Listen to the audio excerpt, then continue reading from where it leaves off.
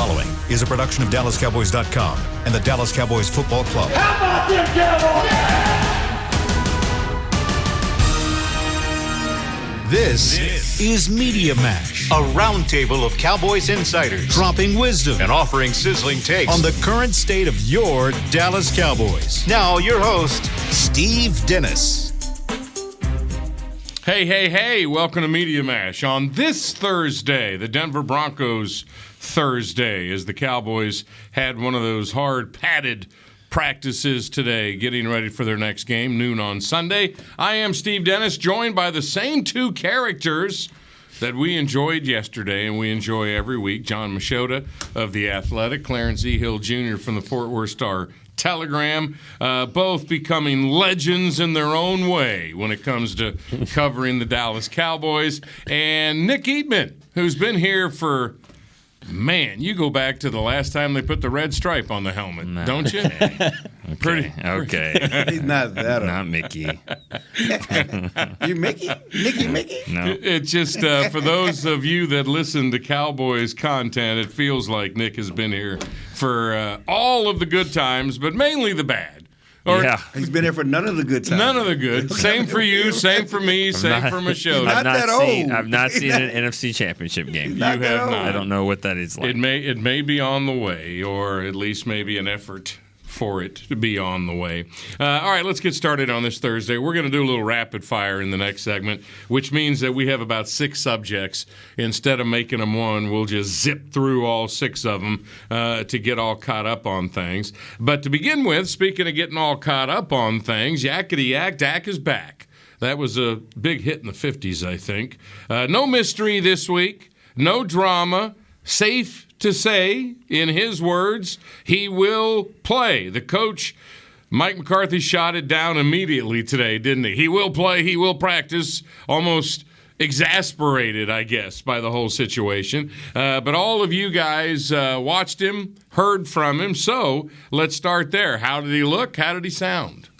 I think he looked the same as he did last week. I'm all with Amari Cooper on this. Like, I thought it was funny. Chill pointed this out to Amari, asked Amari, like, how did Dak look? And he said, The same. no, I'm trying to think the word he used, but he was like, not natural or regular. I don't know. Yeah, say it was regular. Yeah, regular. And then Chill's like, well, you said that last week. And he's like, yeah. I mean, he was laughing about it and whatnot. But it's true. Like, there's nothing that I've seen from him these last 2 weeks where I was like, yeah, you can tell he's not 100%. Like, he looks like normal Dak. Like, and that's why I don't think that it should be like, oh, I wonder if it's going to be this, like, smaller playbook or whatever. Like, I think he's going to go out there and play with a normal playbook, and I think he's going to play well. Like, and I don't know. There's no reason to think that he's going to be hobbled or – now, could he have a setback during the game? Sure, that could happen. But as of right now, the way he looks like regular Dak. Yeah, and before we go to you, just because he interjected me, I just want to inject something that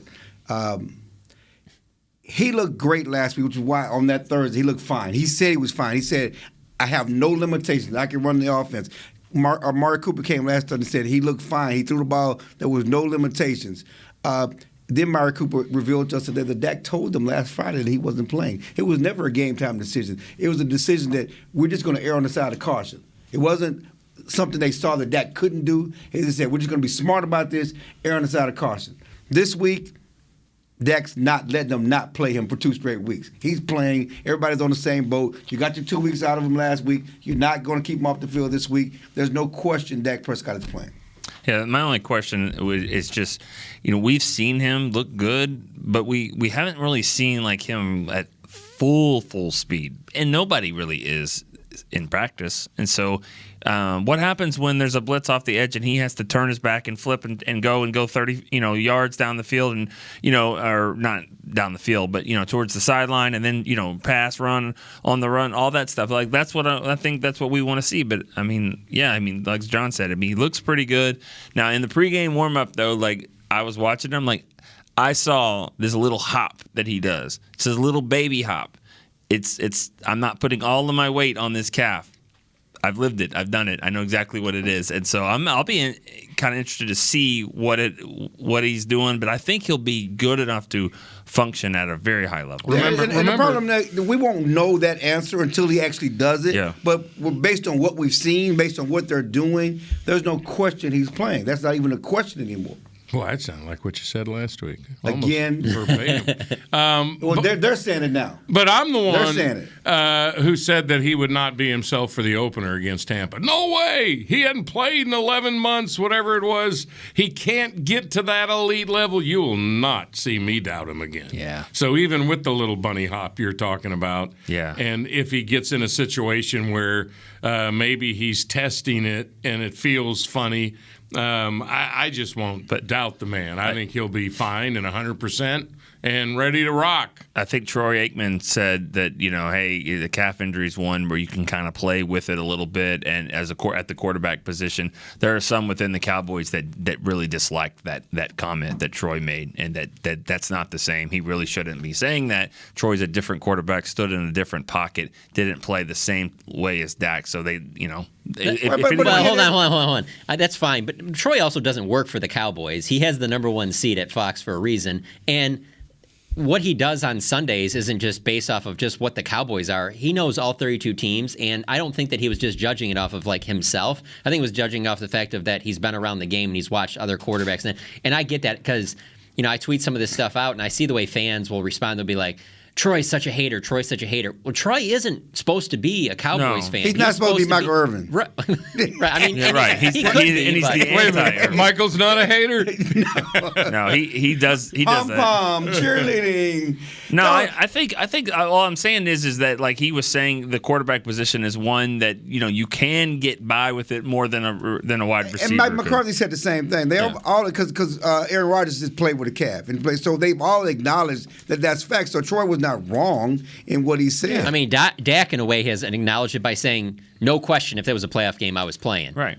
Right. So and he also, by the way, he did mention too that there was a play in practice when he got back out there where he did roll out right away and threw it and thought to himself, "Yeah, maybe I should warm up a little bit before I did that." But he felt good. But it was like, well, maybe I shouldn't have done that right away. And again, and I guess I know you've had a calf injury and you keep talking about experience. No one is saying he won't have a setback. I'm not saying that. I don't know that. All I know is he's playing. Yeah. And that's all we're saying. He's playing. Now, we're not guaranteeing that he's not going to have issues. We're just saying based on what we've seen, based on what they've said and how they're approaching it, he's playing. I'm always amused by this. Dak is the one, after he won a football game on the final play to hurt himself, that said to you guys, "Oh, you guys are going to have some fun with this." No, the team always creates the drama.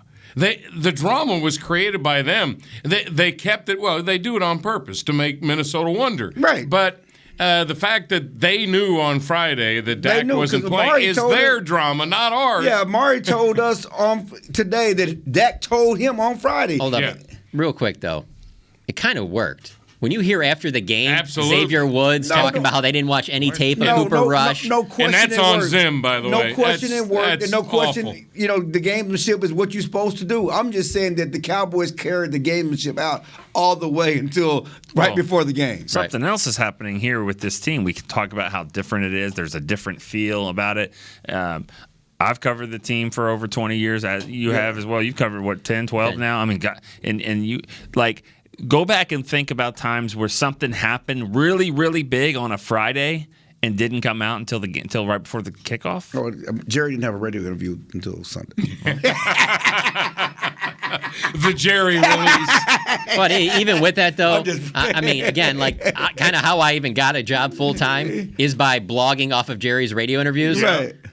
Yeah. Jerry hasn't been the same Jerry this year. No, he's really been he's gone out of his way not to say to overstep things. He tried once. No, he did. There are times. Well, it's Jerry. He's always going to have some things, but I'm saying there are times where he has held back when he's talked about and specifically said, "Nah, I'm going to leave that up to Mike. Mike's going to do that. Whatever." Like he's doing more of that than he normally. But he did break the Terror Steel news on Tuesday. Oh, that's such a big story. Oh, geez, that just rocked the NFL world. But Jerry actually went the other way. Jerry was like, "I'm pretty confident that he will play." Like Jerry on Friday. Yeah, he was. So he was playing it. Yeah, he was. Jerry always likes to let the fan base know that he's involved. Some of them think he's zipping around in his helicopter, and so he throws stuff out on Tuesday to let them know. I know what's going on. And I think what's also true is I think that Mike McCarthy has talked to him and said, "Can you tone it down a little bit?" Yeah, I think maybe. No, there's they're- no question. Yeah. All right, let's move to this. It's always one thing and then it's another. 3 wide receivers on the ropes today. Cords, ropes, whatever you want to call them. I mean, CD hurts himself at practice yesterday. Amari's there. Gallup's trying to come back. You're talking the top 3 wide receivers working with Britt. Is there any alarm bells ringing on this? You think Amari Cooper's not playing? Well, he's been playing through it all. Yeah. It's always about how well they are going to be able to play, not are they playing. Amari Cooper looks like he's on the deathbed one day. He got rib, got him. Well, he's got the tennis ball out there. Then he jumps up and catches a game-winning touchdown pass. He always plays well. But the good all news, right, what about CD? We don't know that about That him. was a little concerning today to see him on when the practice report came out and said that he didn't practice at all. That was a little. it was concerning, but we also saw him. He looked good when we saw him. And so That's why it surprised me when it said he did not practice. But it also tells you the Cowboys are being smart. Like, why? He most likely going to play in the game. No, I expect him to play, but it was But interesting. they're being smart. Well, we don't need to practice him. Let's let him do rehab. They've been smart about Michael Gallup this whole time. I'm sure if the situation had arisen that they needed Michael Gallup, he would have come back before now. Yeah, is Cedric Wilson going to play? Because if so, I mean, I'm good. He seems pretty good. Right. He seems pretty good. He said Just him by himself. Cedric Creighton out there. It's just, but this guy. The funny thing about it is that these guys are doing rehab, and Trevon Diggs is out there fine playing catch by himself. And you remember at the end of the game, people thought his leg was broken. Yeah. I mean, I got tweets. Somebody said his fibula's broken and all this other stuff. It did look nasty. I know. I'm just saying though. And they said he had a sprained ankle. He said he was fine because we saw him when he left the stadium. He had 2 shoes on. Well, let me ask you guys this then. Today he had 2 shoes on. Of course, when he came to the interview, he had nothing but socks on. Like you walk around with your sock fit, he's gonna catch the death of cold. Oh boy. Anyway, I told him you're gonna get the croup, son. Okay, Daddy. Calm down, Dad. That's what I said to my daughter in Columbus this weekend. Let me ask you guys this one. So if you aren't for sure on, Amari's a little dinged up, obviously CD, does this push ahead Michael Gallup that you feel like he has to play in this game? Because my sense from McCarthy is that they probably would like another week without, but does this change the way you guys feel? Like, do you think Gallup needs to play in this game?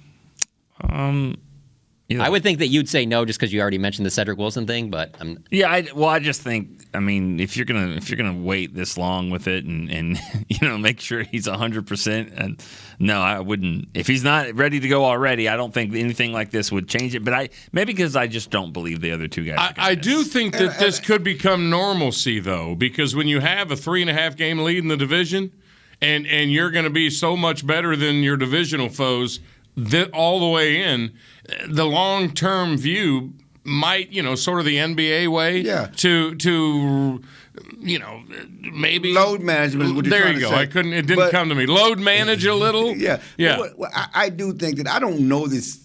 I don't know that Gallup ain't ready. I just know that they haven't had to put him out there.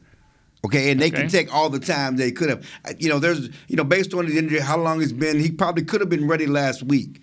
But we don't know that he's not ready to go. We don't know that he's still limited. We just know that they're being cautious with him. And so if he's ready, I think, and you do have questions about the other guys, then you can play them. You can play him this week. Last week, Amari did say that, because he's close with Gallup, they talk all the time. He did say that Michael even mentioned to him, he's like, man, it takes a little bit to get your wind back up when you're playing football and practicing all the time. And right, he that's mentioned conditioning, not injury. Right, no. Yeah. But that was last week. So when I heard that, I was like, okay, that makes sense why you wouldn't play him there. But I think now a second week here, it just really seems like Gallup's very close. Yes, and my point is, though, it's not necessarily about the injury. It's just about the conditioning. Mm-hmm. And so it's not about the calf anymore. All right, one more question about injuries, and this is a guess on all of your parts because you have no way of knowing. But with Tyron dealing with bone spurs and what you've witnessed from him, do you think there's a possibility this could turn into a shutdown situation, maybe a surgery situation, and he goes bye-bye at some point for the rest of the season? No. Rest of the season, no. Bone spurs is a cleanup. That could be 2 to 3 weeks. This is Dr. Hill. No, I'm just saying. I like it. You're guessing, but I like but it. bone spurs is a cleanup. Did he do it today then? No, he didn't. But I'm just saying. Did he do it tomorrow? Well, they're going to gonna manage. be waiting a couple weeks, we're and still then got- a couple weeks after that. It's still a long season, though. So I'm just saying to say that I don't know that it won't come to that, but what they call orthoscopic surgery, that's a shorter surgery. It's 2 to 4 weeks based on the history, based on covering the team, based on all these players coming back. 2 to 4 weeks. And then 2 to 4 weeks ready to play. So you're saying you'd root for that? You would be all in on that? Let's do it. I mean, I'm just saying we don't know that, but that's what happens when you have bone spurs. And you know what that also does? 2 to 4 weeks with him resting on that those ankles. It's 2 to 4 weeks. He's not getting hit on his neck and his elbow and his shoulder and his back and his thigh and his hip and his knee and whatever else he's got. Yeah, I mean that's a pretty good rundown right there. I was just saying because all of those have applied. I think so. and so if you're going to do that, I mean, nothing against who they've got, but they're supposed to win every game that they play the rest of the season. In my opinion, I don't see any game on their schedule that you're like you probably shouldn't win. Arizona may be a favorite, or it'll be that one. I don't think so. Probably not. But I don't think they'll be a favorite at home. It'll be close, though. It'll be Kansas City might be a pick 'em. Yeah, maybe.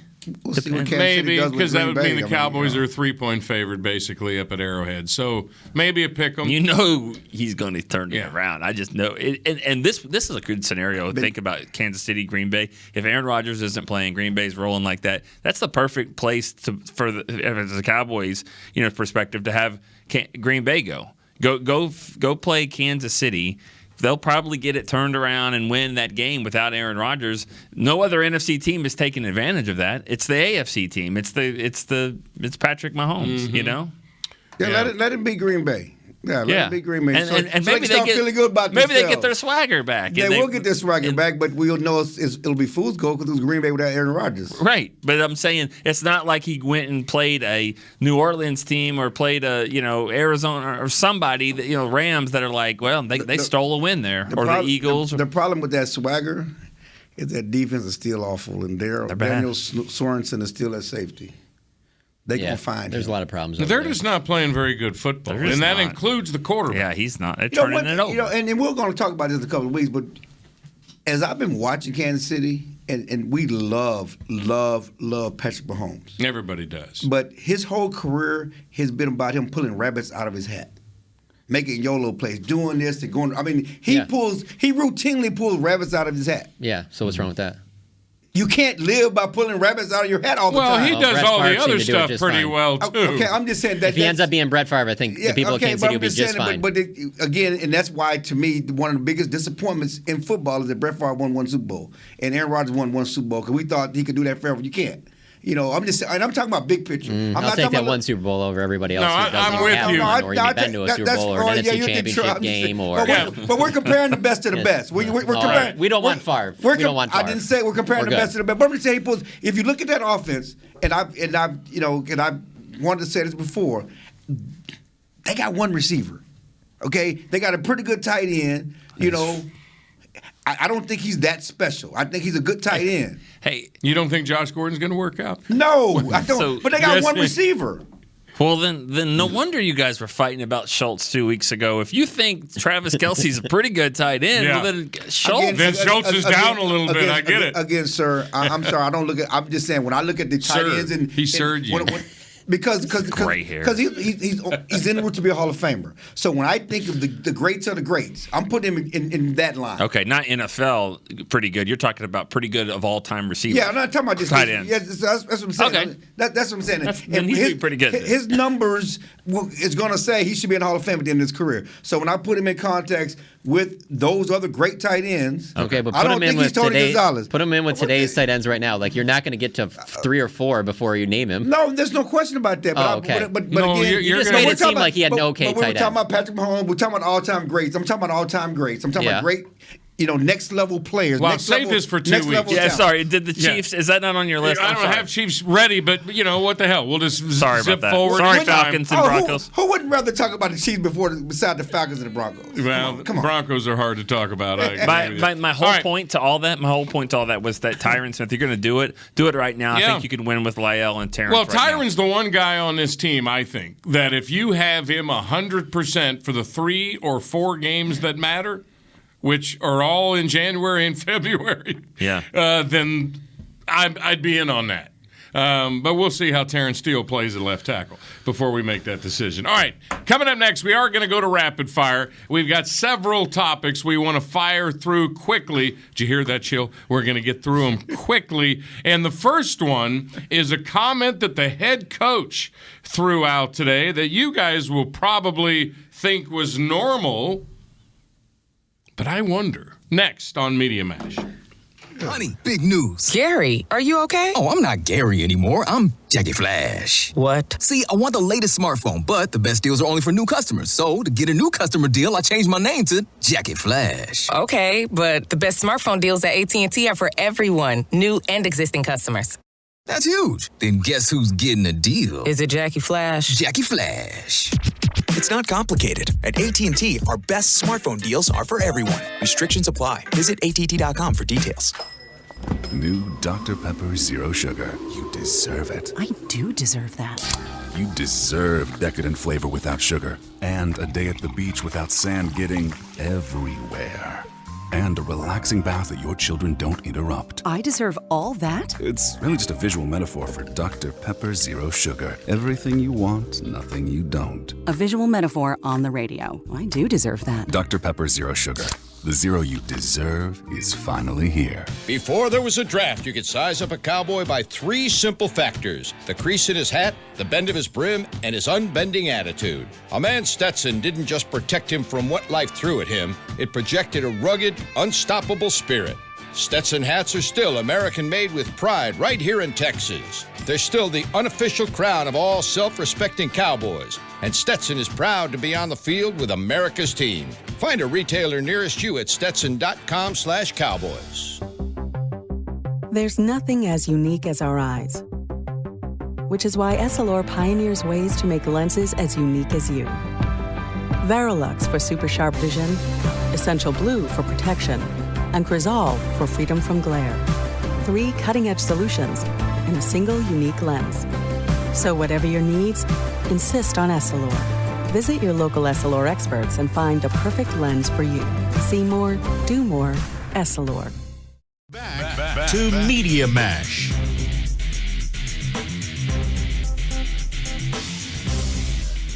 Name of the show is Media Mash. We're so glad you found it, Cowboys Nation. We're here every Wednesday and Thursday at 4 o'clock to 5 o'clock. The idea is to mash it up with the beat writers. We're so happy of those that cover every single minute that occurs with or to the Dallas Cowboys. They're on it. Today we got John Machota from The Athletic with us. I think you started on the beat in, I'm guessing, 2009, 2010? 2011. I was close. Clarence E. Hill goes back to the Stone Age. Him and Fred Flintstone were tight. That's Todd Archer. I knew there's no way you'd let that go. See, now you know he hates that, and you continue to do it. He literally was saying it earlier today to him. Let's give it up for Todd. That's a hell of a question. There you go. Marty, bro. Todd Archer. Okay. Hold on. Run the next one. What you want? That was not a very good question, Todd. Poor Todd. Stop it. And here's Nick Eatman with all things management and Cowboys media, who goes back a very long ways as well. Okay, we got rapid fire. We call it rapid fire. Just topics that we can fly through, just to kind of wrap everybody up where we are going to week. Let's see, what is it? Game 8 already? Week 9. Week 9, Game 8. For the Cowboys. Starting with this comment today, we just heard a couple of them from Coach Mike McCarthy. Here comes one a little more important, I think. Yeah, I definitely feel strongly we have something special brewing here. One more time, rookie. Hit that one more time. Yeah, I definitely feel strongly we have something special brewing here. I like this. Coffee? On so many... Yeah, big pot of coffee. Oh, just coffee. I love this. These are the kind of things that could easily be ignored, and sometimes they should be ignored. But I find it somewhat unusual. After 7 games, the head coach of any NFL football team would say something like that. And I'm not insulting him. I think it's great. I don't know how I feel about it. All I can compare it to is the last Super Bowl winning coach that Jerry hired, who would have done just the opposite. Well, you're going to put us in the Super Bowl after 7 games?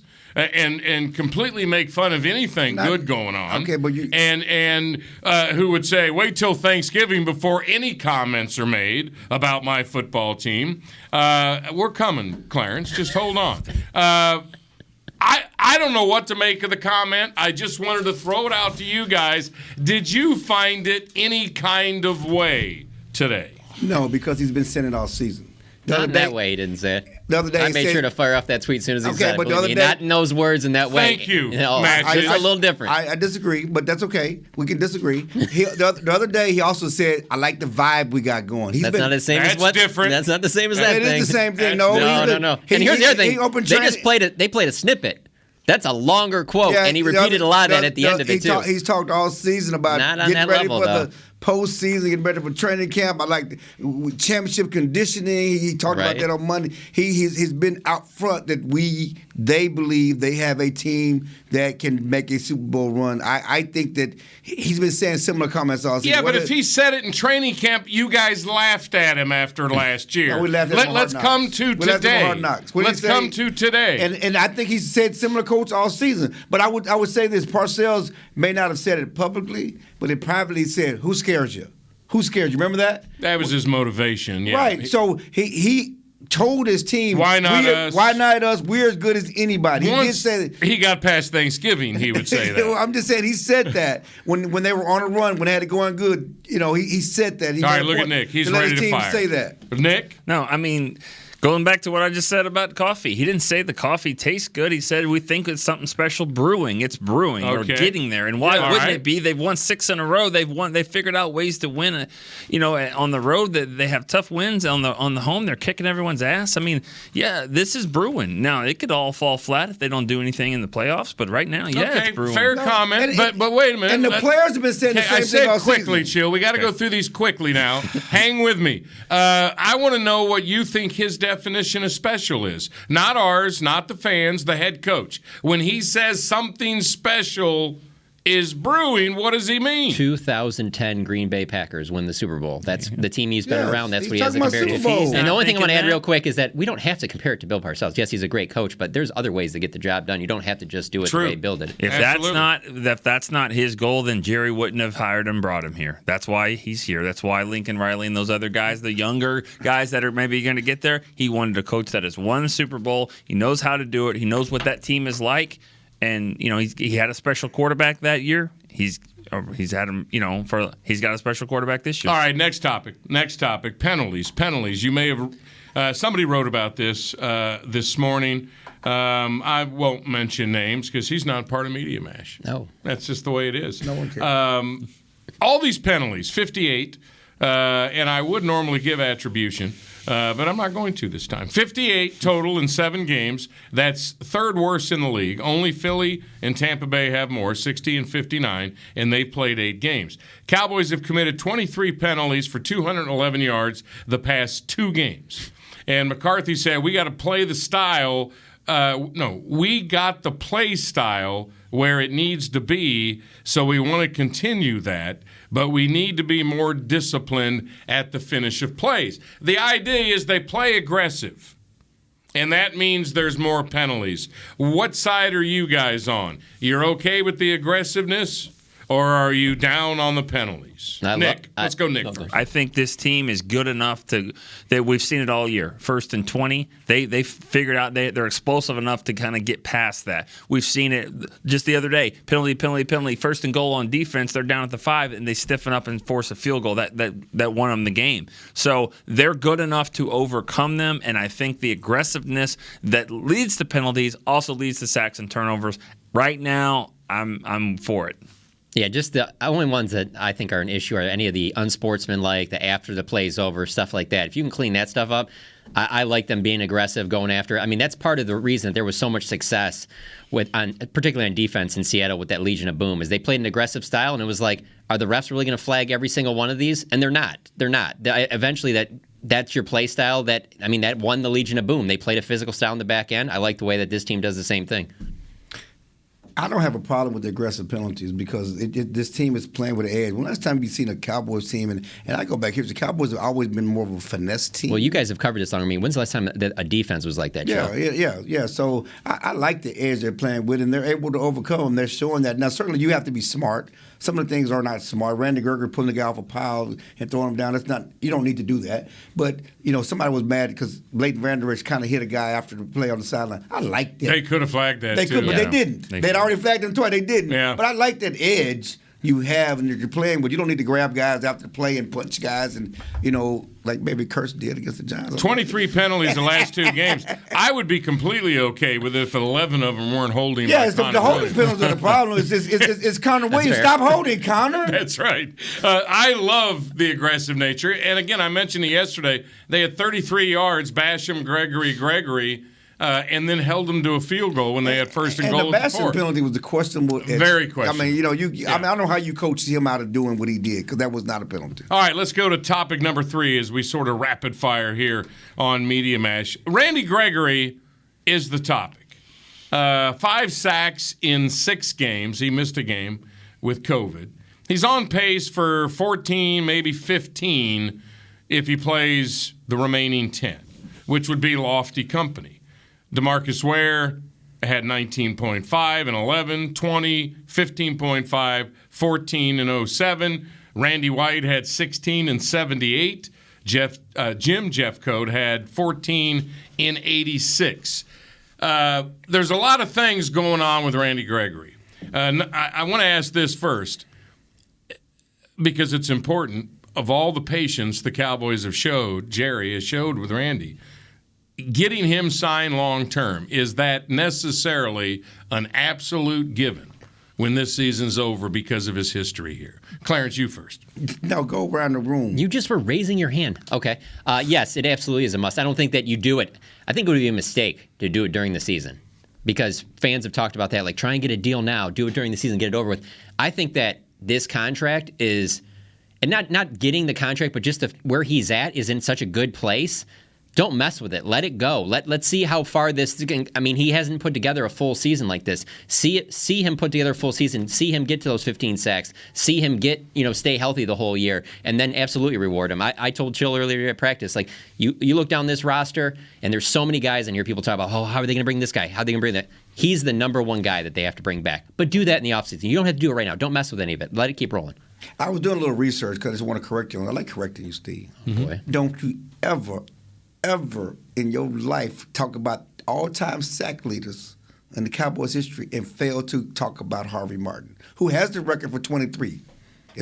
He has the record for 23. I left Harvey out. Yeah, I was just giving an idea of I know, but the biggest season. Don't leave Harvey out. Hold on. Don't ever leave Harvey out. You're going to talk like that with your mouth like that? Don't you ever? But you just looked it up like. I wanted to get the number. That's why he wanted to go around the room. Yeah, you wanted to look it up first, make sure he was right, and then don't you ever do that. My point is this: I know he's the sack leader. I just wanted to make sure I had the number right because I thought it was 23 or 24. No, and you're right. I mentioned Randy White and before sacks were even kept. I'm over the top with it because I don't think Harvey Martin gets his just due. I loved Harvey. And I'm just saying he don't give it just due. And so I'm over the top with it. But my he bad. don't get his I'll just give you due. that. My bad. That's all I was saying. Tank Lawrence had a few, too, that I didn't hear on that list. Didn't he have in the 14-15 range one year?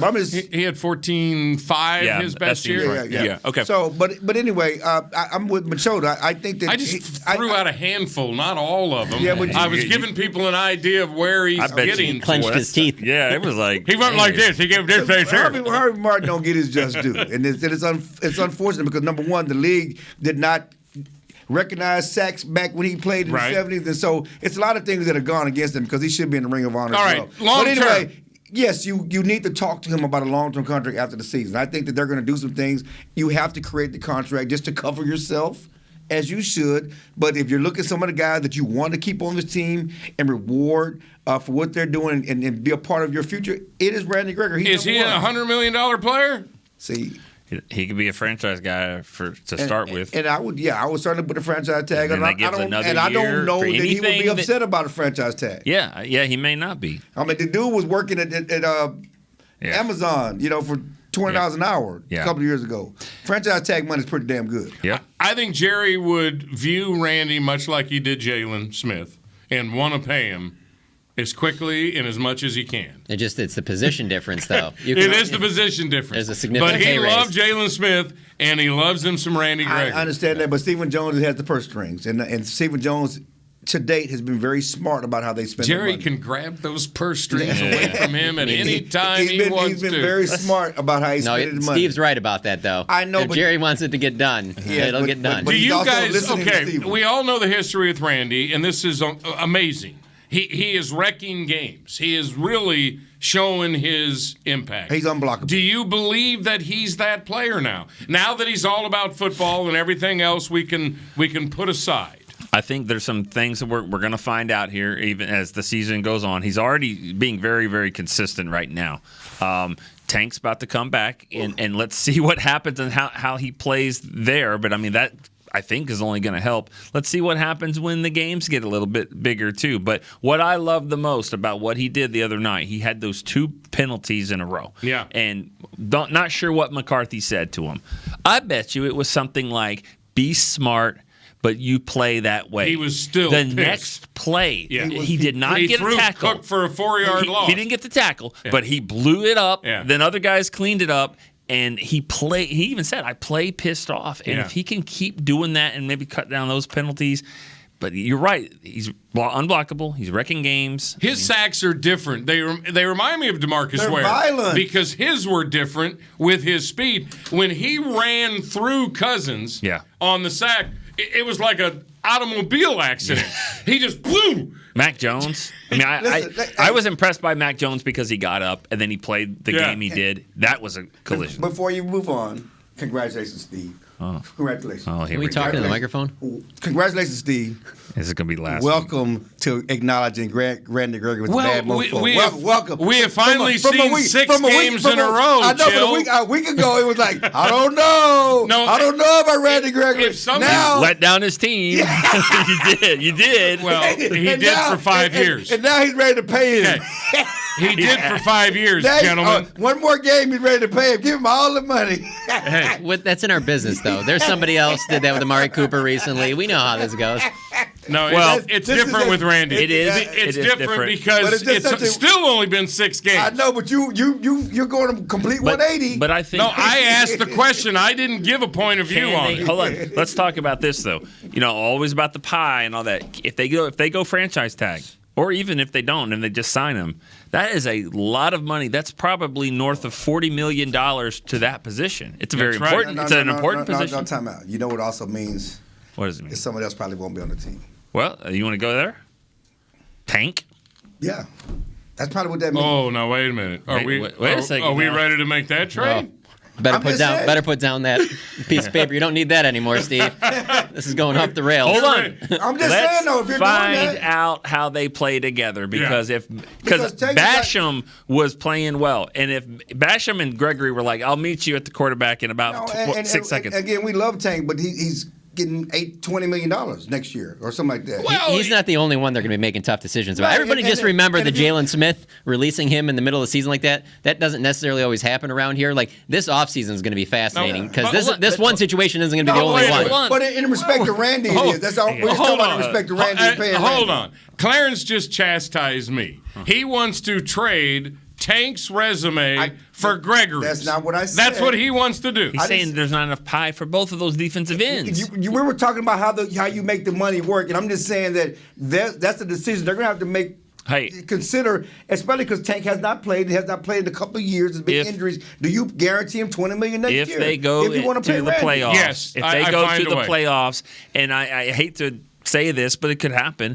If that defensive line rotation is similar to what the Giants did in 07 when it was JPP and I can't think of anyone anymore. OC and Kiwanuka and Strahan and all that. If those guys are just meeting it at the middle and knocking out Brady and doing that kind of stuff, yeah, they'll both be back. Yeah, they'll be back. They'll be back. No question. They'll I be think they back. should. And All right. Jeremy Sprinkle will be the starting tight end, but they'll be back.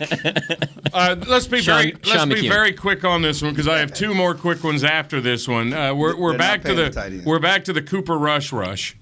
that everybody is on. Hellman wrote about this on DallasCowboys.com today. Going to attribute him. Thank you. Yeah, I want to make sure to give him attribution. But he brought up Matt Flynn, who did it. Chase Daniel, who is the backup for Herbert with the L.A. Chargers now. He did it where they waited, got a shot, won some games, got a bigger contract. I'm not saying, I don't think Hellman is either in his story, that Cooper is going to be a starter someday, but he may get a contract from somebody. Do you think? No. No? Yeah. I mean, maybe it's here. Maybe it's here. Sort of a Kyle Orton type contract. $3 million a year. He can do that here. I don't think that's what I'm saying. I don't think they're going to have to pay him very much. I don't think they're worried about it, and so it'll work out itself. And they're going cheap ever since as soon as they gave Dak that contract, they're going cheap on the backup, and he won't cost them very much. Nobody's paying Cooper Rush to be their starter. No, but he has, with that game he played, he has solidified himself as he's going to have an NFL job. He may have earned something. Yeah, because backups can get pretty good money. Yeah, but most of those backups have shown more than one game. I'm just saying that let's not act like he's finna go get top backup money after one game. All right, let's talk about the red stripe, the helmet that we're going to see on Sunday real quick. The red, white, and blue helmet, last seen in 1976, which was the bicentennial year. That was a huge year in my life. I was 16. It was beautiful. What a summer. But anyway, Staubach wore that helmet. Captain America's last one that wore it. Mike, I'm going to start with you, Nick, because you always know this stuff the whole team on the inside. Well, yeah, he was... He's the face of it. He was the face of it. Thank you. Why now? Why now? Why not more often? Do you know anything about the red stripe? I look this up. You know why now? Well, I know what they're honoring. That's why now. Okay, but you could do that. You could have done that so many times. No, you could have done it during 9/11 when we came back that's a good point. from 9/11. I mean, I guess what I'm asking you. We understand that this organization is always about synergy. Okay, the Cowboys are behind the Ring of Honor Museum. They're invested. Charlotte's on the board. They're doing it now because they're building that. Because it matches that. Yes, that's why they're doing it now. Medal of Honor. Yeah. It's always tied to other business or charitable ventures. That's the synergy that goes with it. But it's not coincidence. Let's ask the question, should we see it more? Because it's awesome. Of course. Yeah. I mean, I don't think this 10 years ago or whenever the 9/11, anniversaries and all that. 20 years ago. Well, yeah, but I mean, whatever it was, I mean, I don't think it'd be like, no, we're not doing it. And then we're just going to wait until it probably was a good idea. Okay. And let's do it. And fair enough. That's what I think. And it really seems like the fans like it. They like the idea that they're doing this when all the pictures went out yesterday. But I agree with you, Steve. I'm surprised they haven't done it more. But because I think it's going to be so well received, I think you're going to see it going forward. I think I'm the only one here that remembers that game in '76 when they wore it. I did not. You didn't? I remembered. I was around. Yeah, okay. I followed football. It is the coolest thing, especially for America's team. It is just an awesome look. So enjoy that Sunday. And finally, do you believe this? On Twitter, the word is that Kellen Moore's people contacted TCU about their opening. Yes. Does anybody believe that? Yeah, sure. They should be doing their job. If you're the agent. Yes, it happened. He turned down Boise, and he's going to go to TCU. It doesn't mean he's going to go there. You need to have leverage in life. You got too much dip on your chip right now. He's got plenty of leverage. He doesn't need TCU to leverage his situation. But it's more. You want all the teams as possible. First of all, what people don't understand, and TCU plays a lot more than Boise. Okay, they paid the last coach. In Texas, it does. I said pays a lot more. Oh, pays. Oh, pays a lot more than Boise, number one. But, yes, they did make contact, and TCU naturally should be interested. Just like I told my guys who covered TCU, he's not interviewing or taking a job before the NFL season ends because he got too many NFL opportunities out there for him. Of course. And TCU wants to hire a coach in December. Well, that's not happening. See, that's why it's laughable to me. It's not it's just laughable. No, it's a daily story. You act like you didn't cover the daily beat. I understand. It's a daily story. It's just a laughable daily story. He's going to have a lot of better options than TCU. That's what you're trying to get. They contacted him, yes, and they should contact him, and his people should run it up the flagpole. There's nothing wrong with that. I think the TCU Boise idea was a good idea last year during the offseason. Not anymore. I don't know what he's thinking. Maybe he wants to coach in college. He might like college too, but again, he's not doing anything before the season's over. All right, let's talk about Denver a little bit, and let's talk about how the Cowboys stack up to the other 3 one-loss teams in the NFC next on Media Mash. Hi, I'm Clint Tillison with... And I'm Jay Novacek, and we're both with... United Ag and Turf, the official tractor provider of the Dallas Cowboys. So, if you need a tractor to bale some hay, a mower to cut some grass, or a gator to get some chores done... Get a John Deere at United Ag and Turf. And then, let's get to work. Hey, Jay, that's my line. Well, not today. Get to work with a John Deere tractor package that's just right for you and your budget. Visit UnitedAgAndTurf.com. The Cowboys way, where 16 Hall of Famers and 5 championships shows us what success looks like. Where turkey is always the second best part of Thanksgiving Day. Where we are all defined by one single thing, the star. Where we as fans know it's our job to keep the tradition going. Bank of America is proud to be the official bank of the Dallas Cowboys and to support the quest of living life the Cowboys way. Copyright 2020, Bank of America Corporation. Want to use what the pros use? How about the official men's skincare brand of the Dallas Cowboys, Jack Black? Right now, you can get the Jack Black Starter, a curated collection of Cowboys locker room favorites for just $10 with free shipping. The starter includes 4 Jack Black skincare favorites, plus a full-sized intense therapy lip balm. Go to getjackblack.com/Cowboys and use the code word TEAMJB. That's getjackblack.com/Cowboys. The Jack Black Starter, $10, free shipping. Honey, big news. Gary, are you okay? Oh, I'm not Gary anymore. I'm Jackie Flash. What? See, I want the latest smartphone, but the best deals are only for new customers. So, to get a new customer deal, I changed my name to Jackie Flash. Okay, but the best smartphone deals at AT&T are for everyone, new and existing customers. That's huge. Then guess who's getting a deal? Is it Jackie Flash? Jackie Flash. It's not complicated. At AT&T, our best smartphone deals are for everyone. Restrictions apply. Visit att.com for details. Back to Media Mash. All right, we're gonna ask these guys what scares them about Denver here in just a minute to go back to the Parcells quote. Oh, so we're done? Wow, way to ruin this segment, Chill. Champ Bailey. Champ Bailey. Champ Bailey still playing. Good one. Yes. No, the altitude? Oh, it's at home. I got an answer for you. I got an answer. We're going to get to that in a minute. Oh, I thought that. I wanted to throw this out there first because I've been tracking this. This is only in my own head. It's amazing how I organize and catalog things. When the Cowboys were 3-1, they were one of 13 teams in the league that were 3-1. When they were 4-1, they were one of 7 teams in the league that were 4-1, and then Arizona was 5-0. Now, with one loss, there's only 4 of them. Down to 4 already. That seemed like it got there pretty quick. Who we got? Well, you got Green Bay, you got Arizona, you got the LA Rams, and you got the Dallas Cowboys. Because Tampa lost, they're a 2-loss team now. Buffalo's got 2 losses. New Orleans has 2 losses. But and by the way, all 4 of them are in the NFC, which is interesting because since we will not have, and I don't want to hear anybody come at me on this because we won't, any divisional concerns, the NFC East is over, and they won't sniff the Cowboys, even though they've only played 7 games. It's all about that bye and who's the top 2 in the NFC. And I just crunched some numbers, and I just wanted to get your quick opinion on it, if it means anything. And we don't have to spend too long on this. I don't want to bog anybody down with numbers. But the Cowboys' remaining games, we got 5 teams here: Dallas, Green Bay, Tampa Bay, Arizona, and the Rams. And they're fighting for a bye, which is huge. Cowboys play teams the final 10 games with a 33-40 overall record. I'm going to zip through these. Green Bay 32-37. Tampa Bay 30-38. Arizona 32-38. All 4 of them have kind of sweet little schedules. Not the Rams. The Rams 38-29. And you go to the last 5 games when it all matters, everybody's nervous. Rams 21-16.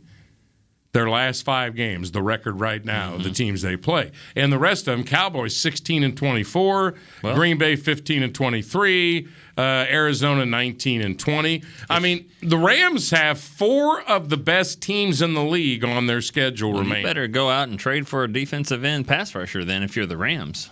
And make it easier on the Cowboys in the process. Somebody that can, I don't know. I mean, does this mean anything to you guys? When you look at it, and I'll just size it up. Cowboys play 3 winning teams the rest of the way. Green Bay plays 2, Tampa Bay plays 2, Arizona plays 2, the Rams play 4.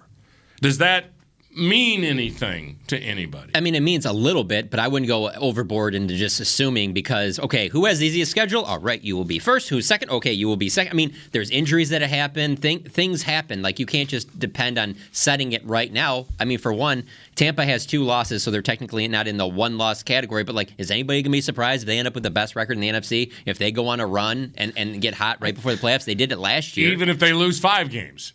Right. What'd they lose last year? Yeah, it was 5, and then they won their last 4 after the bye. I mean, technically, the Tampa Bay's not even leading their division right now, right? Because the Saints have the 2 losses, and they beat this. So they're 5-2. Saints, and they have a great coach, and I don't know what they're going to do at quarterback right now. But I mean, if anyone can figure it out, I think it'd be him. So but yeah, it's. I don't know. I think that's great numbers, great stats. I think we know that it's kind of a collision course here, and I guess other than the Rams and Cardinals. Does anybody play each other in that group? I mean, does the still remaining? Cardinals and Cowboys. That's it. Cardinals and Cowboys. And Arizona plays somebody else. One of the other ones too. Who would it be? Maybe Tampa. It'd be the Rams. Well, they would play the Rams. Yeah, they play the Rams twice. They didn't they? They beat them. They beat them. They beat them once they already. play 2 7-1 teams. The Rams do, right. And Arizona's one of them. Yeah. But yeah, you've got a lot of, for example, Green Bay plays Minnesota twice. Yeah. Still, I mean, you've got a bunch of teams that are junky at 4-4 or 3-4 that are still pretty good. We're going to find out a lot about Green Bay without Aaron Rodgers. When they see if they can do what the Cowboys managed to do and win without him. Well, they're not on the same level as the Chill. Cowboys. You were so patient this time. I was patient. I let it go. I'm so proud of you. I as I was trying to say yesterday, and I think things are setting up well for the Cowboys. When we talk about special season, I've been saying it's a special season, has a chance to be a special season. Something's in the making here, something's afoot here for the Cowboys. The way they've overcome injuries, the timing of injuries like Dak being out, and the way the schedule is laying out with Kansas City not being who they thought they were, and now New Orleans, they're playing pretty well. They lost their quarterback. And Denver, Denver, the trade. It's just things are laying out for a special season for the Cowboys. So I buy into the fact that their late season schedule is not as tough as some of those other teams. They have a really good chance to not only make a run, but certainly get home field advantage, and that's important. Yeah, but that's the thing, too. Special season, that's 2016. They did almost the same exact thing. They won 11 games in a row, 13-3. At the end of the day, though, what's laying out in front of them is, okay, so they make the playoffs. Like, they should make that. Like, that's the expectation. It's, what are you going to do? Absolutely.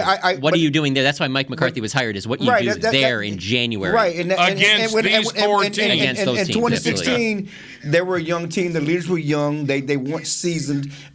They didn't really have the adversity to overcoming. They're overcoming adversity, and they have better coaching from the offense staff, defense staff, better leadership up top. People who've done it before. That's why, to me, it's all that is part of why it's. And I agree with you. I'm just talking about when you mentioned the rest of the schedule. I don't really care about them. I don't care about that as much. I know that this is a good team. I know it's going to be one of the top seeds in the playoffs. But so is that 2016 team. And then when they play Green Bay at home and they lose, like, it's going to be about what happens there. Rob Marinelli's not here anymore. Well, that's fine. Okay. You leave Marinelli. They also won 11 games in a row, so you can make fun of people all you want. They won 11 games in a row. The proof is there. They couldn't have been that bad if they won 11 games in a row. Again, when I talk about it, though, I'm including the schedule, but also including the other intangibles that are different to me than that season. And I'm just pointing out that there's a lot of people that talk about how, like, this is just, we've never seen anything like this. Like, yes, we have. They won 11 games in a row in 2016. What was the difference? They didn't win in the playoffs. It'll be the same thing with this team. It will. They don't have to lose another game all regular season. It'll be judged on what they do then. Absolutely. There's no question about that, because what you do in the playoffs is the only thing that matters, especially for this organization, this team. But as we're talking about it right now, I would like and to. Dak will tell you that he's a different player than 2016. Oh, no question. Okay, Yeah. and No Zeke will question. tell you they've learned from that experience. I think they're a better team. That's all I'm saying. But the better team doesn't necessarily win in January. Well, who's calling plays if Kellen Moore goes to TCU? Well, I saw you sitting there with something. I knew you were working on something. There he goes. Hey, public service announcement, and I said this a few weeks ago. It's so easy to jump forward. Don't do that. Enjoy week to week. These seasons are fun. Don't jump forward like we're doing right now. You just wrote down all the list of the teams. But we can't help it. And it's so intriguing Break down to me. the Broncos. It's so intriguing to me. We're going to get to the Broncos. But if the Cowboys do get a bye, and which As means he jumps forward again, that they only need 3 wins to bring us back in time to the 90s. Who do you want to play in that first game? See, it's intriguing because listen to me. Aaron Rodgers is still Green Bay's quarterback. The history there, the Rams knocked Dak and Zeke out after they finally won a playoff game. Arizona, that would be my choice. Tampa Bay, don't want to play Tampa Bay. About Aaron Rodgers, I love Aaron Rodgers as a player. But we act like he's been invincible. He's beaten the Cowboys twice. He is for the Cowboys. Yes, but he's not. He's only won Super Bowl. He ain't beating nobody else. Well, he is their kryptonite. Well, we are talking about the Cowboys here, aren't we? Dad should have caught it. Did catch it. That did. Jeff, he should have knocked the ball out of his hands. And I don't know why he didn't. It's his birthday today. Yeah. Happy birthday to Dez. Oh, Dez. He's 33 today. How about that? All right, now to Denver. Okay, I'm done. Let's go to Denver. This is interesting to me. Cowboys have only played Denver 5 times this century, and they've lost all 5. Mm-hmm. Wow. Bad decision, Dave. That was one of them. That was right. Bad decision. You know, he woke up from a nap when he blurted that out. He was up there snoozing. All of a sudden he goes, bad decision, Dave. Yeah, it was. Oh, It right. was a bad decision. That was a fun day. Only Worst 5 performance I've times ever they've seen. played Denver. Of course, the big shootout, Peyton and Romo. That was a fun one until Tony threw the interception. And then a few years ago, they just got rocked. Remember that? They went to Denver. Was that 2017? Yeah, it was Zeke's worst game. Like 9 carries, 8 yards. And he didn't chase the guy He didn't down. chase the. Nice. Yeah. He didn't chase the lead down. Not All an right, hour. and then before I ask you what scares you about Denver, people are going, well, it's not the same Von Miller, so it's not that big of a deal. Von Miller leaves with 4.5 sacks and 9 quarterback hits. Nobody on this Denver team is close to him. Tackles for loss, quarterback hits, sacks. He was having a damn fine season for Denver. So this is a huge difference maker for the Cowboys Sunday. Now, what scares you about Denver? Nothing. Clarence has voted nothing. They've got receivers that can, make some plays. They're good route runners, big guys. They can get open. They will have a large amount of fans in the stands in this game, I believe. And some people argue with me on that. But I think that if it gets a situation late in the game where, it'll be one that it could be tough if they don't do what they need to. I think it'll get that crowd, involved. It'll be – I'm not saying it'll be 50-50, but I think it'll be a good crowd for Denver. Machota?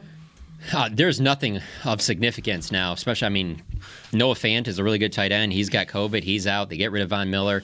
Is he out? Yeah. They rule him out? Fant's out. They did rule him out. Yeah. So I would say the only Judy's back in, though. Yeah. I'd say the only thing that comes close would be just that I think Justin Simmons is a really good player at safety, and then obviously Cowboys fans are well aware of Patrick Surtain because of the draft talk that all of us have done for several months leading into the draft about how interested the Cowboys were and how he could have been somebody that the Cowboys would have drafted if he was still there at 10. He would have been the pick instead of Micah Parsons. So he's a good player, but there's just nothing that you look at that roster. You put those two rosters together, coaching staffs, everything. There's nothing that is significant enough to make you think that the Cowboys aren't winning this game by at least 10. Simmons does have 3 interceptions, which is interesting. I would say the combination of Sutton and Judy back together with Bridgewater back. And you posted something I didn't know, that Bridgewater and Amari were high school teammates in Miami. Yeah. Little touchdown pass to Amari from Bridgewater. But Bridgewater, makes a difference for them. And the duo of Gordon and Javonte Williams, they split time, but they run it pretty well. So it could be a junky. But their defense. Can they score with the Cowboys? Their No. defense isn't good. And I would say this, and as we go back, you said Von Miller has had this great season. He's had a solid season. Solid. Not great for him. He said he had 9 quarterback hits. The Cowboys have had 3 players with 9 quarterback hits. Michael Parsons has 11. How many Cowboys have 4.5 sacks? Randy Gregory has 11, and he played less games. Randy Gregory had 11. Michael Parsons has 11, and Osa Odigizua has 9 quarterback hits. He's been kind of quiet lately. 4.5 sacks. Name a Cowboy that has 4.5. Randy Gregory has 5. That's it. And he's played what? He missed a game with COVID? And he's been awesome. Okay. I'm just saying they're going to miss Von Miller. All right, here we go. Teddy Bridgewater. Last year with Minnesota against Chicago, he threw for 231 yards, 4 touchdowns, 154 passer rating. He'd have to do that again for this to be a game. I think Bridgewater's overall passer rating in all of his starts in the league is at 100. He's better than people think. He's a check down, Charlie. He's a smart quarterback. He's not going to beat himself. He controls things. Yeah, but he's not making next level plays. That offense is not going to make next level plays. He's going to keep you in the game. But he can find Sutton and Judy though, and Sutton's a big receiver.